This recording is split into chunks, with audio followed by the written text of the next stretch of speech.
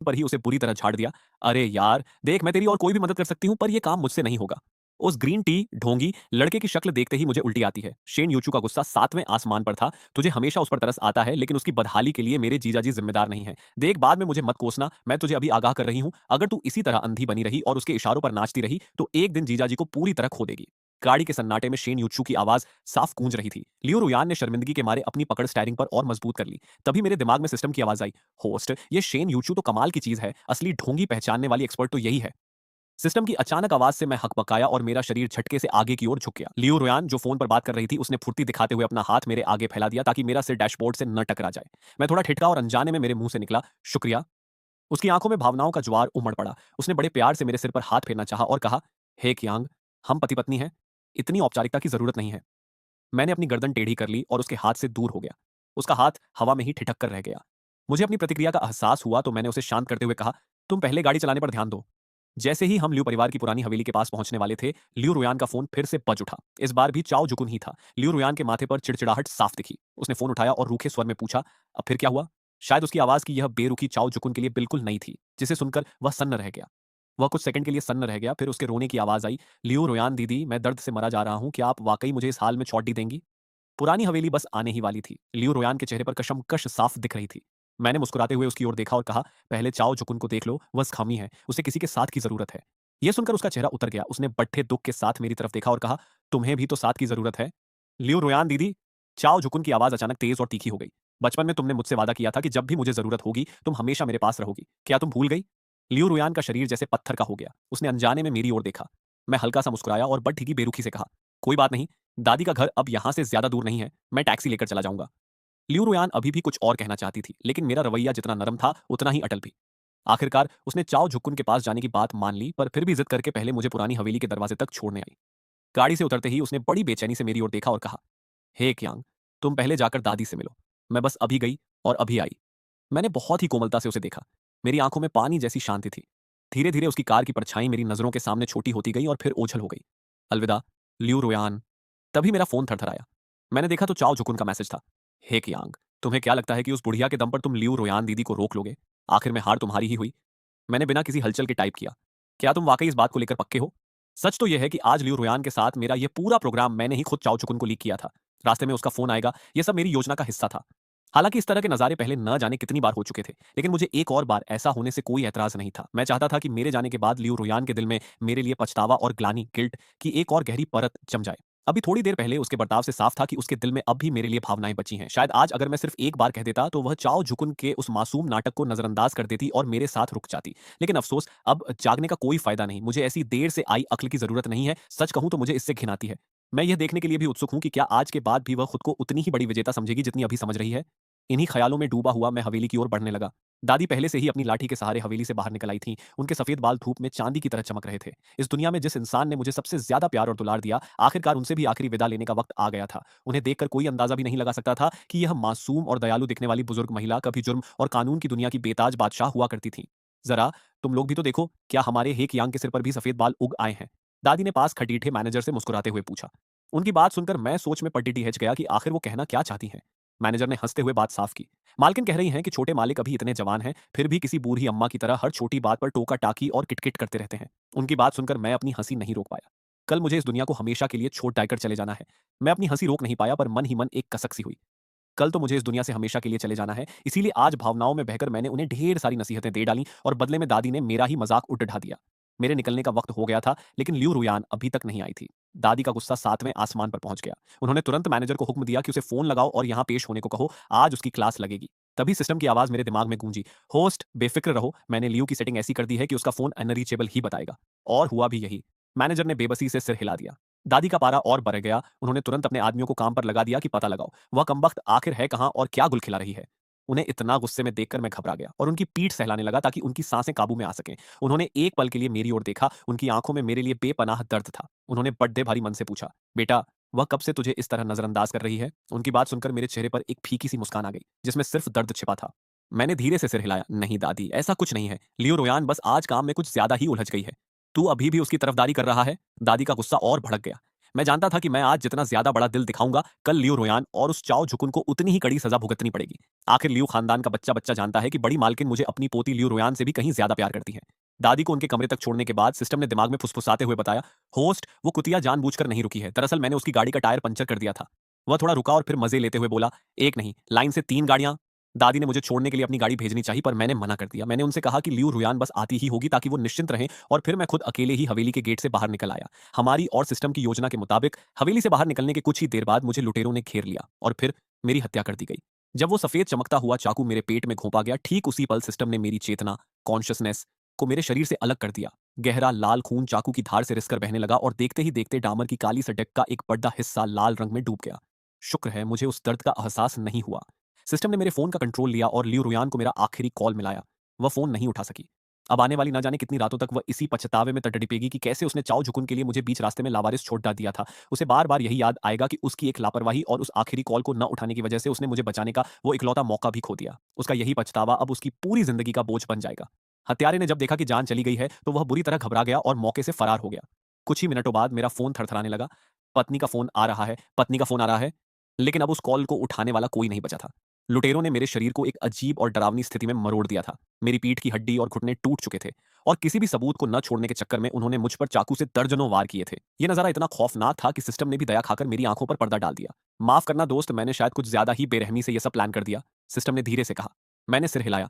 कोई बात नहीं, अगर यह इतना दर्दनाक और खौफनाक नहीं होता तो लियो रुयान अपनी पूरी जिंदगी आधी रात को उठ उठकर पछतावे की आग में कैसे जलती। फोन अब भी बिना रुके बज रहा था और मैं खामोशी से उसे देखता रहा।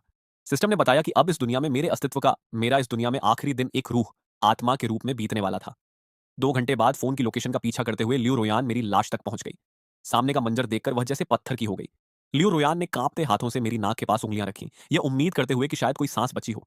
लेकिन उस ठंडे और बेजान एहसास ने उसे अंदर तक झकझोर दिया और वह वहीं जमीन पर ढेर हो गई। सिस्टम पास ही खड़ा गालियां दे रहा था। थू है ऐसी घटिया औरत पर, अब इस पछतावे के नाटक का क्या फायदा। हे क्यांग, आंखें खोलो, प्लीज जाग जाओ। वह पागलों की तरह रो रही थी। उसने अपने हाथों से मेरे उन जख्मों को ढकने की कोशिश की जहां से खून निकल रहा था, लेकिन जख्म इतने ज्यादा थे और शरीर का सारा खून कब का सूख चुका था। यद्यपि मेरी रूह शरीर से अलग हो चुकी थी, फिर भी अपनी उस देह पर चाकू के उन गहरे और डरावने निशानों को देखकर मुझे अपनी बर्बादी का एहसास हो रहा था। लियो रोयान की चीखें उस सूनी सड़क पर गूंज रही थीं, पर अब बहुत देर हो चुकी थी। मेरे दिल में अब भी रह रहकर टीस उठ रही थी। लियो रुयान मेरे बेजान शरीर को अपनी बाहों में भरकर लड़खड़ाते हुए कार की ओर दौड़ी। गाड़ी इधर लाओ, वह पागलों की तरह चिल्लाई। दादी द्वारा भेजे गए मैनेजर ने, जो लियो रुयान के साथ मुझे ढूंढ रहा था, तुरंत गाड़ी उसके पास लाकर रोकी, पर जैसे ही उसकी नजर लियो रुयान की गोद में मुंह पर पड़ी, उसकी चीख निकल गई। छोटे मालिक, उन्हें इतनी बुरी चोट कैसे लगी। मैं और सिस्टम कार की पिछली सीट पर बैठे ये सब देख रहे थे। लियो रुयान ने एक्सीलेटर को पूरी ताकत से दबा दिया था। उसने एक के बाद एक दर्जनों रेड लाइट्स तोड़ी। मैनेजर डर के मारे उसे बार बार गाड़ी धीरे चलाने और सुरक्षा का ध्यान रखने की मिन्नतें कर रहा था, पर लियो रुयान ने अपनी दहाड़ से उसे खामोश कर दिया। जब हम अस्पताल पहुंचने वाले थे, लियो इंडस्ट्रीज के निजी अस्पताल के सभी बड़े विशेषज्ञों को इमरजेंसी में बुला लिया गया था। उसने मुझे स्ट्रेचर पर लिटाया और अपनी खून जैसी लाल आंखों से डॉक्टरों को चेतावनी दी, अगर इसे कुछ भी हुआ तो तुम में से कोई भी कल का सूरज नहीं देख पाएगा। ये मेरे पति हैं, लियो ग्रुप के दामाद। मुझे नहीं पता तुम क्या करोगे, कौन सा तरीका अपनाओगे, बस मुझे यह इंसान जिंदा चाहिए। औसतन 40 साल से ज्यादा अनुभव वाले विशेषज्ञों की टीम ने एक एक करके कोशिश की, लेकिन मेरे उस शरीर को देखकर जिसकी धड़ ढकने कब की थम चुकी थी, उन्होंने लाचारी में सिर हिला दिया। मुख्य डॉक्टर ने बेहद भारी मन से लियो रोयान को समझाने की कोशिश की। लियो प्रेसिडेंट, अब बेहतर यही होगा कि आप एक अच्छा फ्यूनरल आर्टिस्ट, शव श्रृंगारकर्ता बुला लें, ताकि साहब को एक गरिमापूर्ण विदाई दी जा सके। तुमने क्या कहा। लियो रोयान के गले की नसें गुस्से से तन गई। उसने डॉक्टर का कॉलर पूरी ताकत से खींच लिया। उसकी आंखों में उस वक्त ऐसा खून सवार था मानो वो सामने खड़े हुए विशेषज्ञ को कच्चा चबा जाएगी। वहां मौजूद अनगिनत लोग उसे रोकने और समझाने के लिए आगे बढ़े, लेकिन लियो रोयान किसी पागल की तरह चीखने चिल्लाने लगी। तुम लोगों ने अभी ठीक से कोशिश भी नहीं की है। तुम कौन होते हो उसे मृत घोषित करने वाले। अगर हेक यांग नहीं बचा तो मैं तुम सबको जिंदा दफना दूंगी। विशेषज्ञों की टीम उसकी ताकत और रसूख के आगे मजबूर हो गई और उन्होंने मेरे बेजान शरीर को फिर से आईसीयू में डाल दिया, बस एक दिखावे की कोशिश करने के लिए जिसका कोई नतीजा नहीं निकलना था। सिस्टम ने अपने कान बंद कर लिए। होस्ट, ये लियो कुतिया तो पूरी तरह पागल हो गई है। मैं उसकी बात पर मुस्कुरा ही रहा था कि तभी एक चीख ने मेरा ध्यान भटका दिया। दादी खबर मिलते ही वहां पहुंच गई थी। उनका झुक चुका शरीर बुरी तरह कांप रहा था और उन्होंने अपनी लाठी पूरी ताकत से जमीन पर पटकी। बेटा, तू अपनी इस बूढ़ी दादी को यह दिन दिखाने के लिए छोड़ गया। मेरी आंखों में आंसू भर आए और मैंने धीरे से बुदबुदाते हुए माफी मांगी। माफ कर देना दादी, मैंने अपना वादा तोड़ दिया, अब मैं कभी आपसे मिलने नहीं आ पाऊंगा। अगले ही पल दादी ने वही लाठी पूरी ताकत से लियो रुयान के शरीर पर दे मारी। यह सब तेरी गलती है, दादी ने कांपती उंगली से लियो रुयान की ओर इशारा करते हुए दहाड़ कर कहा। मुझे अभी अभी पता चला है कि तू आजकल उस चाओ परिवार के छोकरे के साथ घूम रही है। हे कियांग इतना दुखी था, फिर भी मेरे सामने तेरी गलतियों पर पर्दा डालता रहा।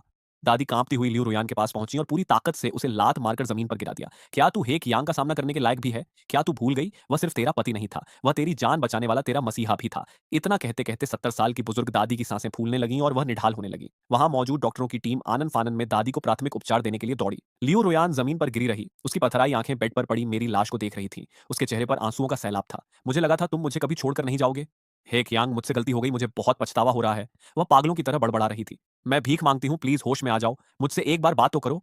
उस सन्नाटे से भरे आईसीयू में सिर्फ मशीनों की आवाज थी और जवाब में लियू रुयान को सिर्फ अपनी ही चीखों की गूंज सुनाई दे रही थी। लियू रुयान का नजरिया, लियू रुयान ने बड़ी आसानी से मेरा फोन अनलॉक कर लिया। पासवर्ड हमारी शादी की तारीख थी। उसके हाथ कांप रहे थे। जैसे ही स्क्रीन की रोशनी जली, सबसे पहले सोशल मीडिया मैसेज डीएम का इंटरफेस खुला। सिर्फ एक नजर और लियू रुयान को जैसे बिजली का झटका लगा हो। वह जारी डेडियच हो गई। उसकी आंखों में सिर्फ और सिर्फ गहरा सदमा था। उसने धीरे धीरे स्क्रीन को स्क्रॉल करना शुरू किया। पिछले कई महीनों से चाओ जुकुन ने मुझे जो भी उकसाने वाले मैसेज भेजे थे, जो गालियां दी थीं और जो जलील किया था, वह सब एक एक शब्द करके उसके सामने खुलता चला गया।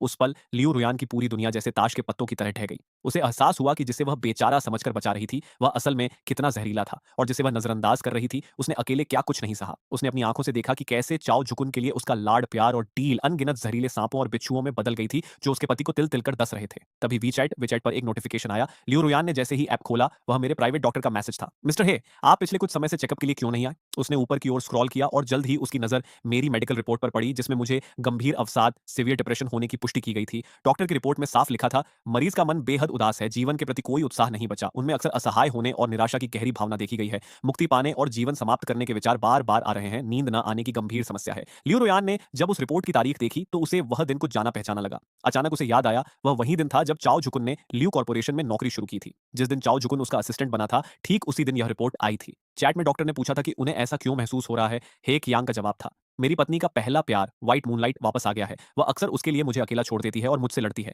वह पहले ऐसी नहीं थी। कुछ मिनटों के बाद हेक यांग ने एक और मैसेज भेजा था, मुझे लगता है कि अब वह मुझसे प्यार नहीं करती। लियो रुयान ने धीरे से अपनी आंखें मूंद ली। आंसू उसकी पलकों से ढुलक कर उसके कपड़ों को भिगोने लगे। उसका गला रूंध गया था और शब्द जैसे उसके मुंह में ही जम गए थे। एक गहरी कड़वाहट उसके पूरे वजूद में फैल गई। काफी देर बाद उसकी कांपती हुई आवाज निकली, हेक यांग, हेक यांग, मुझे माफ कर दो, मैं तुमसे प्यार करती हूँ। मुझे माफ कर दो कि मैंने तुम्हें इतनी तकलीफ और अकेलेपन में छोड़ दिया। अस्पताल के उस ठंडे कमरे में उसकी माफी सुनने वाला अब कोई नहीं था। उसे अब समझ आ रहा था कि उसकी जिस मदद को वह मामूली समझ रही थी, उसने उसके पति की हंसती खेलती दुनिया को उजाड़ दिया था। मेरी आंखों से भी आंसुओं की दो बूंदें छलक पड़ थीं और मेरी रूह धीरे धीरे धुंधली होने लगी। मैंने सिस्टम की ओर देखा और उसकी नजरों में यह साफ था कि इस दुनिया में यह मेरा आखिरी पल है। कमरे की ओर कदम बढ़ाते हुए मैं यह देखकर दंग रह गया कि लियू रुयान की नजरें सीधे मेरी नजरों से टकरा गईं। उसने मुझे देख लिया था। हेक यांग, वह घबराहट में हवा में हाथ मारते हुए मेरी ओर झपटी, जैसे मुझे जाने से रोकना चाहती हो। मैं खिलखिलाकर मुस्कुराया। लियू रोयान, तुम्हारे लिए मेरे पास कोई आखिरी संदेश नहीं है और न ही मैं तुम्हारी माफी स्वीकार करता हूं। जैसे ही ये शब्द मेरे मुंह से निकले, ल्यूरू येन, लियू रुयान की टूटती हुई आंखों के सामने मेरा आत्मिक शरीर, सोल बॉडी पूरी तरह बिखरकर गायब हो गया। जब मेरी आंख दोबारा खुली तो मैं अस्पताल के एक बिस्तर पर था। अनाथालय के मेरे पिता संचालक खुशी से रो पड़े, हेक यांग, तुम जाग गए। उनके पास मुझसे बात करने का समय नहीं था। वे तुरंत डॉक्टर को बुलाने के लिए दौड़ पड़े। तब मुझे याद आया कि मेरी असल दुनिया में मैं दूसरों की जान बचाते हुए मारा गया था। ब्यूरो चीफ ने मुझे बताया था कि हर वह व्यक्ति जो दूसरों को बचाने के लिए अपनी जान देता है, उसे पुनर्जन्म का एक मौका मिलता है। शर्त बस इतनी है कि उसे किताब के अंदर ट्रांसमिग्रेशन जाकर दिए गए मिशन को पूरा करना होगा, जिसके बाद वह अपनी मूल दुनिया में वापस लौट सकता है। वास्तविक दुनिया में लोग अक्सर इसे मेडिकल मिराज या चिकित्सीय चमत्कार कहते हैं। उस किताब की दुनिया में मेरा mission side female character, female supporting lead Liu Ruyan को हासिल करना था। पूरी तरह ठीक होने और अस्पताल से छुट्टी मिलने के बाद मैं वापस अनाथालय लौट आया और फिर से अपने डिप्टी डायरेक्टर उपाध्यक्ष के पद पर काम करने लगा। पैदा होने के बाद मुझे यहीं छोड़ दिया गया था और बड़ा होने के बाद भी मैं यहीं रुक गया, ताकि और भी बच्चों को पढ़ते हुए देख सकूं और उनका साथ दे सकूं। रात को जब सभी बच्चे सो गए तो मैंने एक कप चाय बनाई और आंगन में बैठकर सिस्टम के साथ आखिरी बार गपशप की। होस्ट चाओ शुकुन, सियाओ शुकुन मर चुका है। हैं? मैं थोड़ा हैरान हुआ। क्यों? उन लुटेरों के हाथ पहले से ही खून से रंगे थे। इस सिस्टम ने बस एक छोटी सी चाल चली, जिससे जब बूढ़ी श्रीमती लियू के आदमियों ने उन्हें पकड़ा तो उन्होंने चाओ शुकुन का नाम उगल दिया। मैंने सम्मान के साथ अपना अंगूठा ऊपर दिखाया, थम्स अप, लेकिन सिस्टम को लगा कि यह अभी भी काफी नहीं था। वह तुम्हारी तुलना में कहीं ज्यादा दर्दनाक मौत मरा। तुम्हें तो पता ही है, बूढ़ी श्रीमती लियू पहले अंडरवर्ल्ड माफिया से जुड़ी थी। वह तुम्हें इतना पसंद करती थी, इसलिए उन्होंने सारा काम अपने हाथों से ही तमाम किया। सिस्टम ने बात पूरी नहीं की, बस अपने गले पर हाथ फेरकर गला काटने का इशारा किया। मैं कल्पना कर सकता था कि उस बूढ़ी महिला के तरीके कितने क्रूर रहे होंगे। और उस लियू कुत्ते लियू रोयान का क्या हुआ? तुम्हारे जाने के बाद श्रीमती लियू ने उसे भी अधमरा होने तक पीटा। अब उसने हार मान ली है। वह हर दिन तुम्हारी कब्र पर जाकर इतनी शराब पीता है कि पूरी तरह धुत रहता है। बहुत जल्द वह भी शराब के जहर, अल्कोहल पॉइजनिंग से मर जाएगा। मैंने गहरी सांस लेकर अफसोस जताया। बड़े दुख की बात है, लियू परिवार की इतनी बड़ी संपत्ति का अब कोई वारिस नहीं बचेगा। सिस्टम ने एक धूर्त मुस्कान बिखेरी और अचानक मेरे सामने बैंक कार्डों की एक गड्डी रख दी। जब वह लियू कुत्ता मर जाएगा, उसके बाद लियू परिवार की सारी संपत्ति ट्रांसमिग्रेशन मैनेजमेंट ब्यूरो, किताब की दुनिया का प्रबंधन विभाग द्वारा इन कार्डों में ट्रांसफर कर दी जाएगी। होस्ट, क्या आप अब एक सुपर अनबीटेबल अरबपति बनने के लिए तैयार हैं? उस शांत गर्मी की रात में मेरी एक जोरदार चीख गूंज उठी, मैं तैयार हूं। समापन संगीत साउंड इफेक्ट। तो दोस्तों, ये थी आज की कहानी। जानता हूं इसमें उदासी का थोड़ा सा साया जरूर था, पर जज्बात आखिर जज्बात होते हैं। उम्मीद है आपको ये कहानी पसंद आई होगी। मुझे कमेंट्स में जरूर बताना कि आपको कैसा लगा।